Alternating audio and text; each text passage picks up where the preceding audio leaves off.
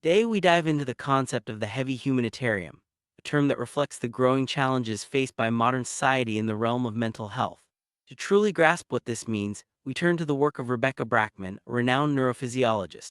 Her research focuses not just on treating symptoms of mental illness, but on finding ways to strengthen our resilience to stress, aiming to prevent severe disorders like depression and PTSD before they even begin. This proactive approach marks a shift from simply managing consequences to actively working on prevention. In one of her notable talks, Rebecca Brackman highlighted the scale of the humanitarian problem we face today. She described a true epidemic of affective disorders, noting that in the United States, 1 in 4 adults suffers from a mental illness. Depression has now surpassed HIV, AIDS, malaria, diabetes, and even wars as the leading cause of reduced work capacity worldwide.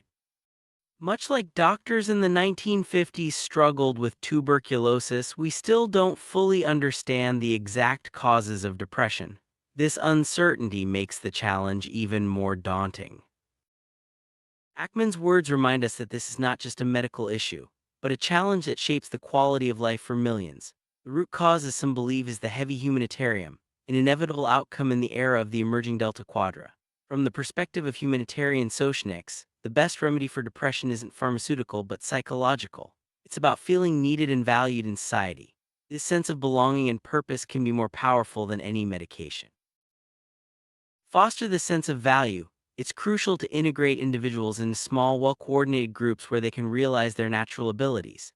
When people find roles that suit their strengths, they not only contribute to the group but also experience a deeper sense of fulfillment. This approach emphasizes the importance of community and collaboration, highlighting how collective effort can support mental well-being and prevent feelings of isolation. Another key feature of the Delta Quadra is self-organization and grassroots initiative. However, in many societies, including ours, these traits are rare. People often find it difficult and uncomfortable to participate in group projects that require overcoming barriers of mistrust and independently distributing responsibilities. This cultural challenge makes it harder to build the kind of supportive communities that can help prevent depression. Contrast, collective forms of work are an integral part of American education. Students are encouraged to collaborate, share knowledge, and learn from each other. This system fosters trust and teamwork from an early age, helping individuals become comfortable with group dynamics and shared responsibility. Such experiences can be crucial in building resilience and a sense of belonging, which are protective factors against depression. Unfortunately, in our society, grassroots initiative is underdeveloped.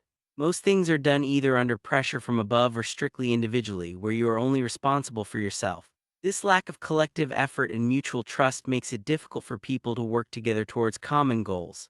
As a result, individuals often feel isolated, which can contribute to the development of mental health issues. Americans tend to believe in group work and the ability to gain knowledge and experience from one another. For many in our culture, however, working with diverse people and accepting that the final result depends on everyone's efforts is a real challenge. There's a tendency to rely on oneself and close relatives, rather than on a broader community united by shared goals and values. This mindset can hinder the development of supportive networks essential for mental health. Summary: addressing the heavy humanitarium requires more than medical solutions. It calls for cultural change, fostering environments where people feel needed, valued, and connected. By encouraging self-organization, trust, and group collaboration, we can build a society that not only treats mental illness but also prevents it. The journey is challenging, but with collective effort, a healthier and more resilient community is within reach.